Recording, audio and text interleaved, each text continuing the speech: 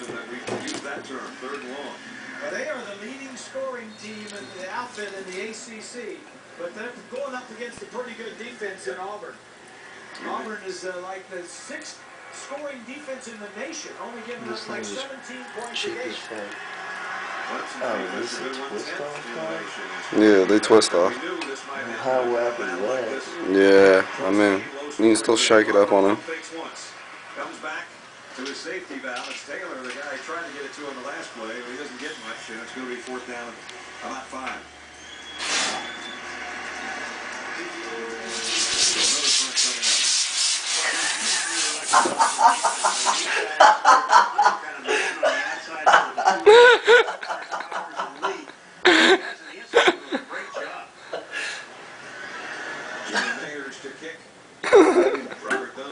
Cool, man.